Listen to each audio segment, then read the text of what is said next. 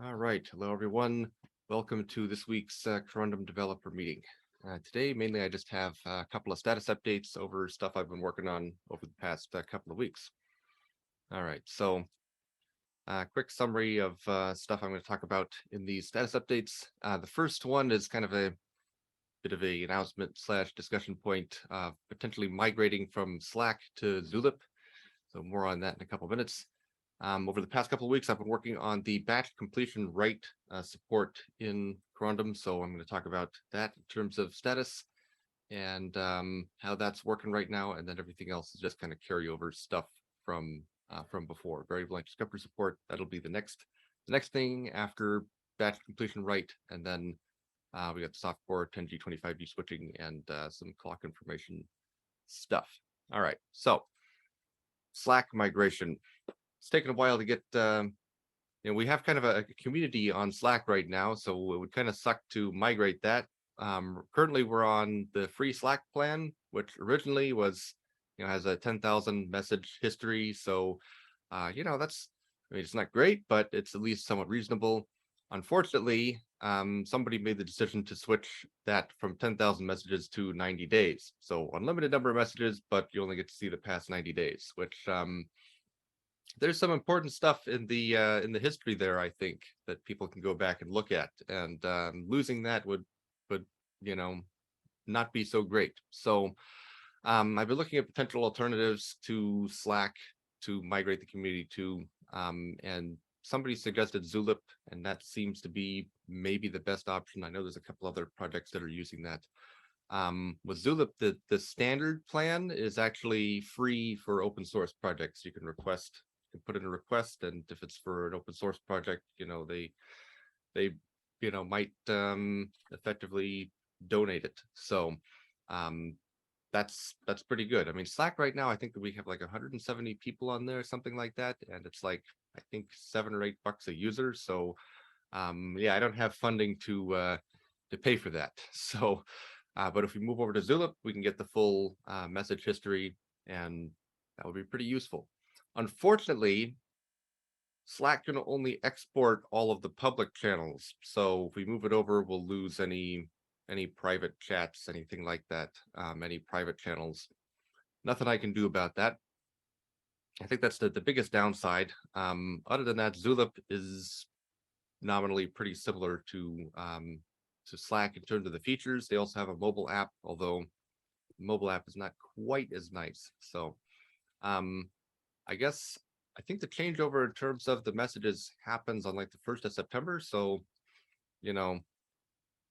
I've already made an export of all of the history, but I think it would make sense to get the ball rolling on this sooner rather than later, so we can make sure the full message history is available going forward, and we don't lose any of the history or anything new created in private channels and private chats and whatnot. So this is mainly just kind of an announcement. I'm going to be looking at this more in depth. If anyone has any questions or comments or concerns, let me know. Not many people in the meeting today, so I don't think there's much to discuss online, but maybe we can have a discussion on Slack or maybe Zulip afterwards. So okay, moving on to status updates more from a technical perspective. Over the past couple of weeks, I've been working on the batch completion write support. So 2 weeks ago, I got the queue pointer write back working, and then I discovered that the performance with that enabled was terrible because we weren't doing interrupt coalescing and batching or anything like that. So I decided to go ahead and take a look at implementing the batch completion write support, so we can get not only the queue pointer write back working with good performance, but also get interrupt coalescing working effectively. So the issue is that writing completions into host memory separately is not very efficient, because every time you write a completion, which is 32 or 64 bytes, I think right now they're 32, but eventually I might switch that to 64. There's going to be TLP headers associated with each one of those. So 32 bytes write plus something like, I think, 24 bytes worth of overhead. That's not very efficient.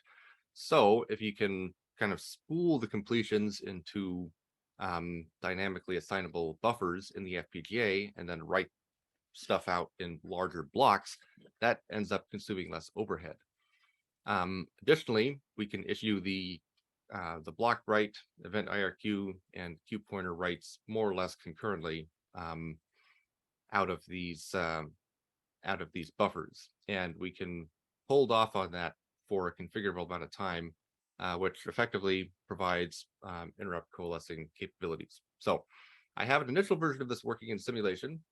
It closes timing in hardware, but or at least on the one board that I've been testing on so far, but it doesn't quite work in hardware yet. I did some testing yesterday. I was able to ping, but as soon as I tried to run iPerf, it sent a bit and then it crashed. So obviously there's a bug in here somewhere. So I'm going to work on that and hopefully get the kinks worked out of that sometime this week. Unfortunately, the resource consumption is quite a bit higher than the previous setup, just kind of looking at the modules associated with that subsystem. So I'm going to take a look into potentially how I can improve how stuff is shared, because adding several thousand more LUTs and flip-flops is you want to avoid that if possible. All right, so a little bit more details in terms of the current implementation that I've been putting together. I've been targeting something about 64 kilobytes worth of buffer space on the FPGA, and the reason for that is 64K is about the smallest buffer that you can build with the internal 1024-bit interface at Gen 3 by 16 with 512 entry deep block RAMs. So if you go any smaller than that, you're going to use the same number of block RAMs basically. So yeah, you might as well make it that big. So that's 64 rings of 1024 bytes, or with 32 byte completions, that's 32 completions per scratch pad ring. So that's kind of the scale of what things are looking like there.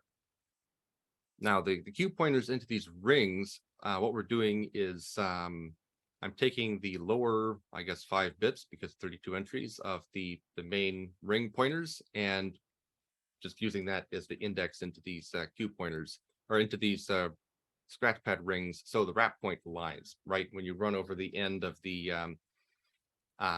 main descriptor ring buffer in host memory, it'll also run off the end of the small scratch pad ring buffers in hardware. This just makes it easier because I only need to check to see if the small scratch pad ring has wrapped, and that'll correspond to the host ring as well. So you don't need to do you don't need to check both separately and figure out which one wrapped first and yada yada yada.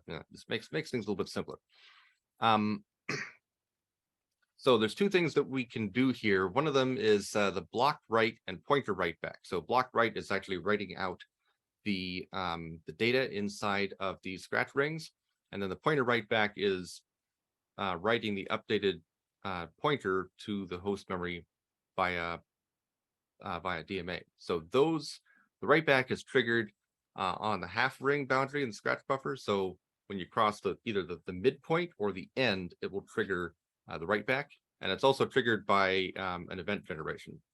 And the event generation is triggered either by a configurable packet count, not on a per ring basis, just overall, and also based on a timeout, which is also configurable on just overall basis. So packet count, you can specify, do we want to trigger an event when we hit 32 packets in the queue? When we see 32 packets in the queue, then we'll fire off an event, or timeout. So you could set it up to after 10 microseconds, if we haven't hit that threshold, then we will trigger an event. So I think this is pretty standard in terms of what most existing NICs do for interrupt coalescing and that sort of thing. So the way this is set up is we have 3 different modules, or 3 different instances: one that handles the transmit completions, one that handles the receive completions, and one that handles the events. And we can configure these settings differently on each of those 3 instances. and they share the same buffer space, but they each kind of have a portion of it. So you're never going to have, transmit completions starving receive completions or whatever of resources. So that's kind of how things are looking like right now. Subject to change a little bit, but this is kind of how things are looking at the moment. Right.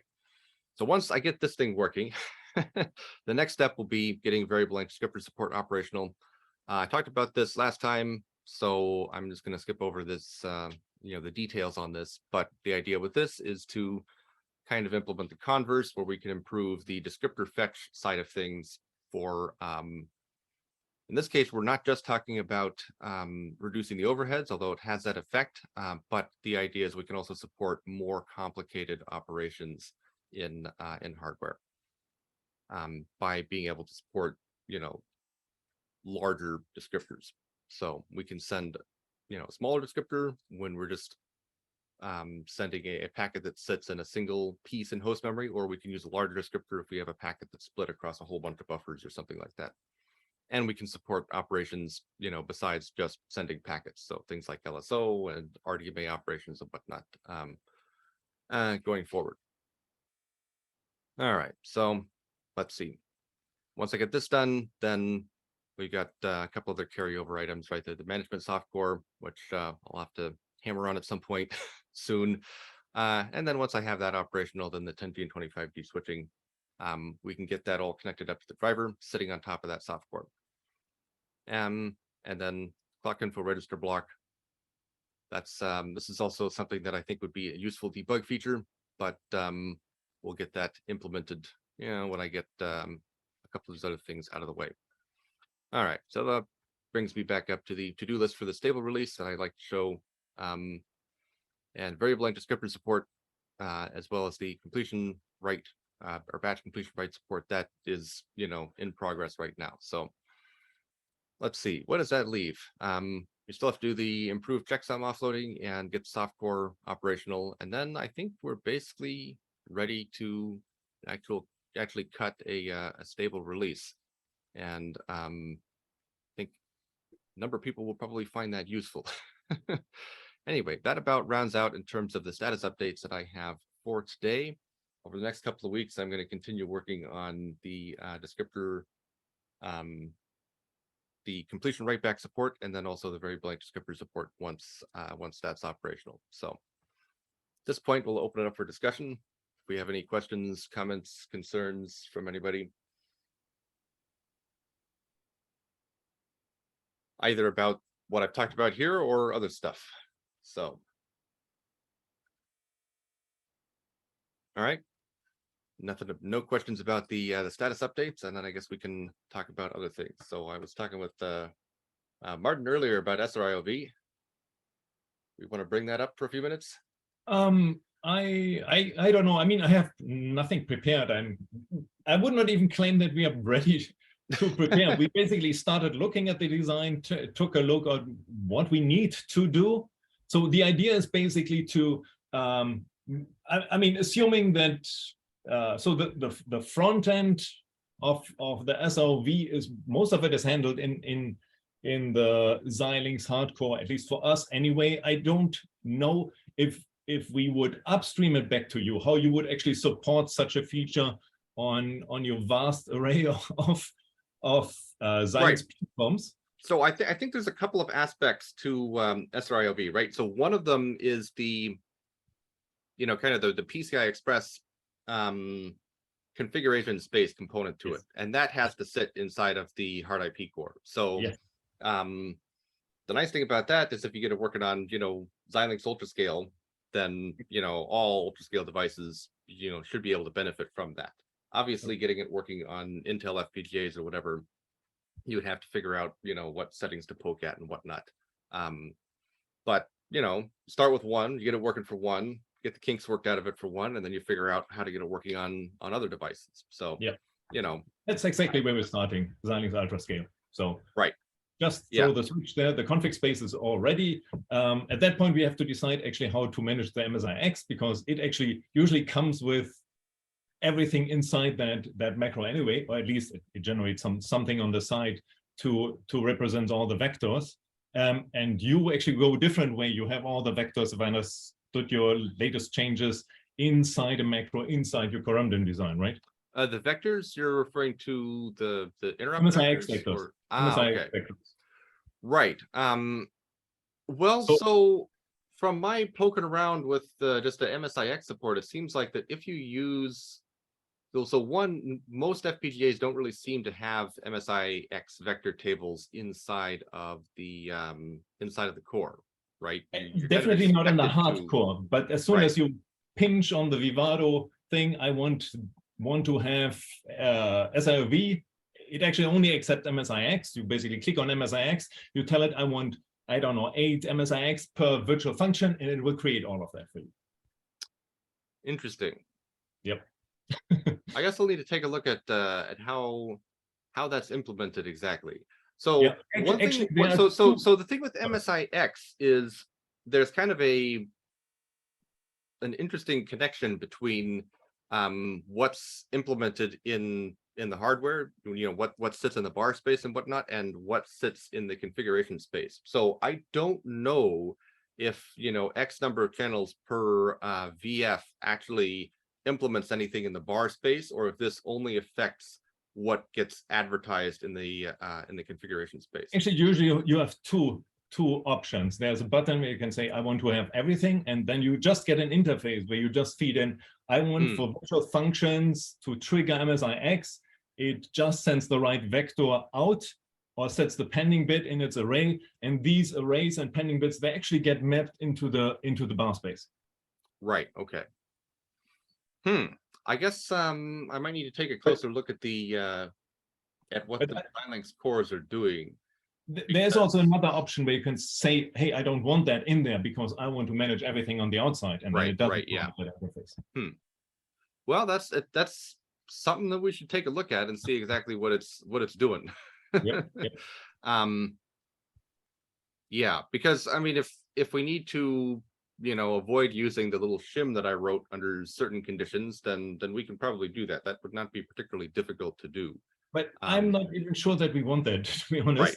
Because so I don't actually even know how to approach this problem right now. And you switch on the SIOV option, you have to basically say, I want MSIX, and then you have to tell it how many MSIX you want per virtual function. Right. That is something that we do not actually necessarily want it to assign, or at least start spending resources on it, because when we have a larger number of virtual functions, it's possible that we actually want to assign resources unevenly. For example, give more queues to one virtual function than to another virtual function. Right. And at that point, potentially provide more interrupts also to that virtual function. Right. Yeah, I guess. So it's definitely going to be possible to dynamically assign queues to different VFs, but I don't know what the story is in terms of interrupts. Yeah, I mean, because I think like reassigning the interrupt vectors directly, I don't know if we'll be able to do that because of how that's rendered in the configuration space. But exactly, so the configuration space has a static advertisement of how many vectors there are. But the question is, how many do you implement behind it, and how many do you use in the driver? That is a different question. But you're definitely right. The advertisement in the config space must be static. Right. Well, okay. So one thing to mention about the MSIX channels is that each channel only takes up like 32 bytes or maybe 16 bytes of memory inside the FPGA to implement every channel. So having a lot of MSIX channels really doesn't make much difference. You need to throw some more block RAM at it, but that's it. So yeah, if you have to pick some decent value and then just set it up so that you have that many channels for each one of the VFs, you don't necessarily need to enable all those channels and use all of those channels. Yep. So I mean, that seems like a relatively straightforward thing to get sorted out is the MSIX channels. So let's see, from my standpoint, what do we need to do in terms of SRIOV support? Obviously, we're going to need to do something at the driver level. We may need to have some method for enabling the VFs and PFs to talk to each other, right? If you have drivers attached to different VFs, allowing those to talk to the controlling PF is, I think, something I've seen on other devices. Yes, mailboxes.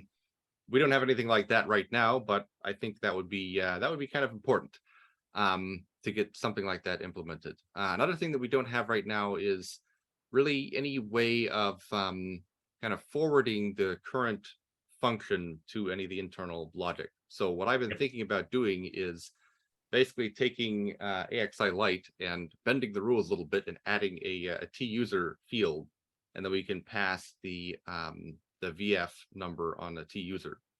Also, different approach. I don't know how actually how much effort it is. You could actually just have a module in the front that basically implements a per VF view, gets the AXI Lite address in the virtual function, and then leave the rest of your address space as is, and you have just a mapping in this function from VF. That's an option as well. Yeah. The problem is I don't think that's going to work particularly well because all the offsets the modules okay, so the reason is that the components deeper down need to know what the VF numbers are, right? Each queue, when it's assigned to a VF, it has to know what VF it's assigned to, such that when you trigger the DMA operations, it has the right function number. Right, but in the end, let's say if you want to go for, let's say, fully dynamically assignable system where you can basically say, let's say, virtual function 5 Q0 is your Q20, and virtual function 5 Q1 is your Q30. So really, let's say a mapping that goes over the table. Then you also need for the back mapping a table. And at that point, it may be even the easiest just to have in each queue an entry, hey, you're mapping back to that virtual function. Right. Well, that's what I was going to do, is for each queue, you would have a little field saying it's assigned to VF whatever. Right. So all of the VFs would always see all of the queues. So if the design has, 8,000 queues in it, all the VFs would see there's 8,000 queues here, but they wouldn't be able to access any queue that they're not assigned to. But I do not like that. I rather like a renumbering where you basically almost like a, maybe. Well, right. So the idea is then the software could say, oh, we only have this number of queues, so we're going to renumber those. And then from the software perspective, queues 0 through 10 corresponds to queues, 95 through whatever. Exactly. But this makes it very simple from the hardware perspective, because whenever you have an AXI Lite operation, you can just say, okay, does the VF number in the AXI operation correspond to the VF number that this queue is assigned to? If yes, then you can access the queue state. If not, then sorry, there's no queue here. Basically. Yep. So that would be very simple to implement. I think that's kind of what I'm envisioning right now. So obviously there's a bunch of stuff that has to be modified for that. All of the AXI Lite infrastructure components will have to have these fields added. But that's kind of how I envision that working. And I'm not sure if there's much else. I think most of the higher level stuff where it's like maybe you either could expose it to the VF, or you can just use the mailboxes to configure stuff like the schedulers and whatnot. It probably makes sense just to leave that under the control of the PF, and then if the VF needs to change a setting for some reason, then it can ask the PF driver to do that. Right. And the PF driver can say, "Oh, we can change that," or "No, sorry, we're not going to let you change that." Again, is also the question, what is the actual path? If you have mailbox system, it makes it nice because you can encapsulate everything in your driver. But if these kinds of controls are anyway not, let's say, part of your physical driver, for example, you have a cloud-based system where the physical driver is still in your machine, right? But you do not trust that machine, that even you basically would think, hey, even the physical can be compromised, and something as important as faking IP addresses or MAC addresses or whatever you want to fake, you do not want to leave it up to the physical driver. So at that point, you want to come from somewhere else. And that would basically mean that probably all of this you do not want to pass via mailboxes to the physical driver necessarily, but have a different path in your management system anyway if you have to change something, let's say, life-threatening things in your setup. Right. Okay, yeah. So I know this is kind of a thing with some of the newer DPUs and smart NICs that are coming out, where Exactly. you're kind of taking over from the actual host CPU managing some of this stuff. Yeah, So exactly. yeah, and that means, hey, your entire host CPU now becomes, you can run whatever application you want on there, and you're totally sandboxed because the hardware is enforcing that. Yes. And the configuration path for that is completely separate. So Yep. yeah, you could certainly do something like that. I mean, the design's not really set up with that in mind, but you could probably modify it without too much trouble to do something like that. So yep. Okay. Yes. This is basically where we are right now. Actually, yeah. sorry. Oh no, I haven't to go to the middle. Another thing that worries me most is actually the event queue. You have an event queue that basically allows you, if you get an interrupt, to look at the event queue and exactly know which queue you're talking about. The problem is, if you split it up in multiple virtual functions, the best thing would be each virtual function has its own event queue. But I think your event queue is a single queue thing. It's not like a queue manager with n queues. Right? It is. It is? Yeah. Wait, you just it configure is. it to one? So I don't know why it's by default, it gives you one queue per MSIX channel. Oh, okay. Oh, I didn't know. I thought it's just one and that's the end of it. Okay. No, but the event queue is exactly the same as the completion queue. Oh, okay. Then we can just So up them. Okay, perfect. Yep. Then we have no problem there. Okay. Yeah. I have to Simple. jump off. Sorry. All right. Sounds See good. you. Well, good thing we had time to get to your points. So yeah, sounds Okay. good. Hopefully we'll see you again soon. Yep. Bye. All right. So anybody else have any questions or comments? Anything new from MLE, or before we turn it over to MLE, does anyone else have any questions or comments?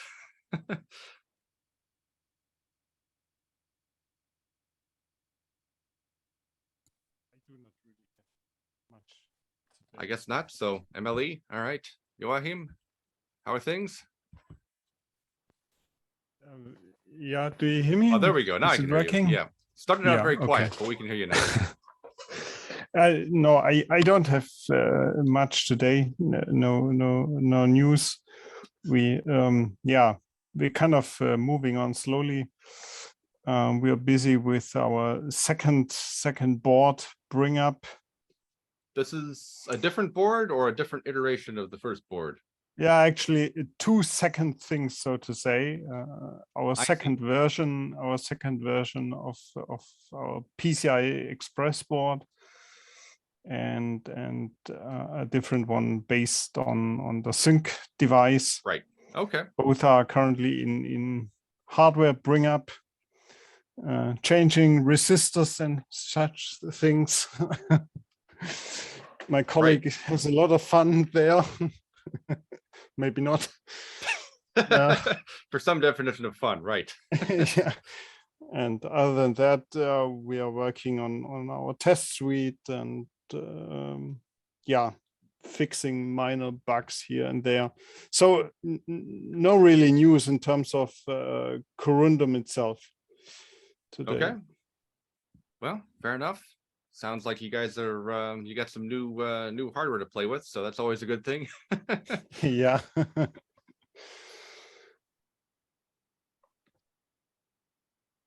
And this is the first revision of the MPSoC board, right? Yeah, this is in our numbering, it's actually the second, but in terms of using Corundum, it's kind of the first. It's a variation of an earlier design in this case. And then you're using a system on module, right? So yeah. Okay, well, that simplifies things. Yeah, it simplifies things if there weren't these details here and there. And taking an original design which works great and modifying things because requirements, and all of a sudden you have a USB hub on there, and the USB hub needs firmware, and from there things go. USB hub needs firmware, really? Okay, that sounds like a little bit of a pain. Well, hopefully you can get it all working. Yeah, it doesn't look bad at this point, but well, would be nice if the PCB would be just there and just works, but this is never going to happen. Yeah, well, what are you gonna do? Just got to iterate. Yeah. Yeah, so we don't have new things. We kind of, for now, are on hold regarding the timing related issues. Right. That got put on hold for now. I don't know what the discussion is about the merge request in this area, which we have. Yeah, I'm so basically once I get some of this queue management stuff reworked, then I'm going to be working on timing closure on the 520N MX board. In which case, yeah, I'm definitely going to be taking a look at that merge request and getting that squared away. And if there's any other associated changes that you haven't created a merge request for yet, then yeah, we can definitely start taking a look at that.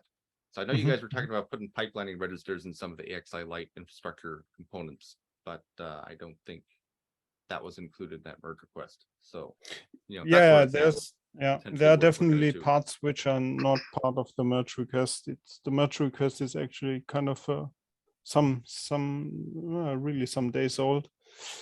Right.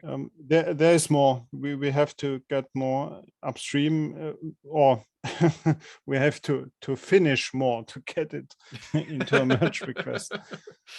Got to get all the kinks worked out of it first. Yeah, I know how that works. So, and the other thing was a merge request regarding, I guess it was a minor thing Uli put on GitHub. Oh, I don't remember what it was. Which one was that? I think I'm drawing a blank on it at the moment as well.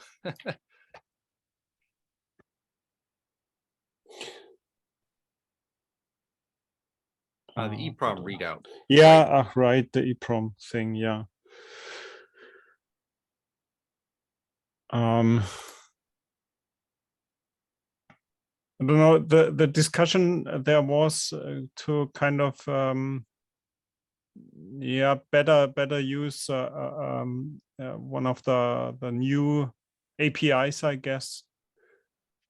Right. I guess there's a couple of different potential points.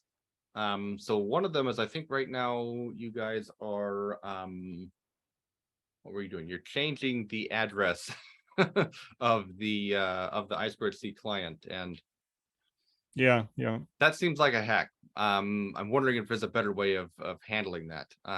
So one idea that I had was to register a different I2C device, because right now we're registering the 256 byte EEPROM basically. Well, if we register the 512 byte EEPROM, then that will consume two I2C addresses, and maybe we can either use the proper APIs for poking at that. The AT90 AT24 driver, is that what it was? And access it that way, or maybe there's some way we can access that additional address more directly. I'm not sure if that's something that you guys would like to look at, but that's one option. Another option is there is the SFP subsystem, although it seems like from my poking around that the SFP subsystem is literally only for SFPs. It doesn't seem to support QSFPs or QSFP 28s or anything other than SFPs, which is weird and also quite annoying. Yeah, I think Uli said that, and it's also new, so yeah. I guess if we switch to it, then that might be a lot more work for you guys in terms of backporting or whatever. So yeah, so the solution Uli put together, I guess it's derived from what all those big network interface drivers do, like Mellanox and so on. Well, right. So I've looked at what the Mellanox driver does, and it basically just so none of them really expose anything over the I2C subsystem. So that's kind of the difference here, yeah. right? The Mellanox driver doesn't expose the I2C interfaces. So when you request it to read the EEPROM, it has some other internal mechanism for doing that. And that's, they can do whatever they want because it's not the standard I2C Yeah. API. So eventually the idea is to get the softcore running on the FPGA, and then when we have that operational, then we can just poke at that. Yeah, so that kind of bears the question if kind of an intermediate solution like this one kind of would do it until there is the management softcore, and which does away with all this anyway. So right. Well, I mean, that also opens up the question of if we're running it on a Zinc device, and I mean, it's like with a Zinc, we won't be controlling the I2C from Corundum, right? The idea is the I2C there will be handled by the system I2C,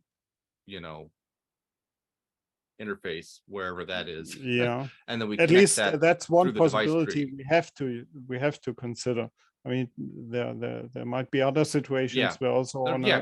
Zinc There might be other device situations, but most boards that I've run across all have the module I2C interfaces sitting behind the system I2C interface, yeah, with the no real PS, option yeah. to do anything else. So we have to support that particular setup.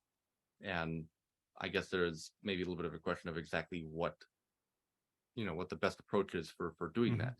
And if registering the 512 byte EEPROMs instead of the 256 byte EEPROMs makes things easier from a device tree perspective and whatnot, maybe that's the right way to go. I don't know. Yeah, I'm thinking it's worth spending some cycles looking into, and if it makes yeah. things easier in a number of respects, then we might as well do it. Okay. In this case, I would kind of tend to go into the direction of instantiating a second AT24 driver, not to have instantiating a bigger one, because it in the end it depends on the module which is inserted. So instantiating the driver for 512 byte one in case of a SFP module which simply does not have a second half, if we call it that way, right? Yeah, then it would be wrong. So instantiating a second instance of the driver in case there is a certain SFP which can be, I guess, determined from the very first bytes, then instantiate the second one. And, right. I guess the flip side of instantiating a second one is now we have to pass around two references to the I2C clients all over the place instead of one. So that involves changing a bunch of stuff, which not that big of a deal, but it does complicate things. So you don't have one nice list. Here's 5 I2C clients that correspond to 5 modules. No, it's now we have to manage them in pairs, or I don't know. Doable, sure, but it's slightly different. It creates a slightly different headache. Yeah. The real headache is why they needed to use 2 I2C addresses in the first place. Yeah. Okay. So let's think about that one more time. I have to say that I won't have time this week, or I guess even next week. And Uli is away anyway, so that's why he's not in the meeting. Yeah. Okay. All right. Well, does anyone else have any questions or comments? I see Tracy on here. I know you asked about some PCI Express stuff. I don't know if you had any follow-up questions related to that. No, I'm just really starting to dig in, so stay tuned. I'll have questions for you. Ah, okay.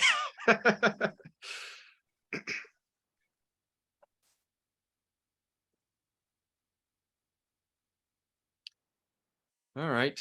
I guess the only person we haven't heard from is John. I don't know if John wants to say anything or if we're all good for today. I guess not. All right. Well, I don't think I have anything else worth mentioning. I guess we can move the possible Slack to Zulip migration onto Slack. And if anybody has any questions or comments about that, we can discuss that there.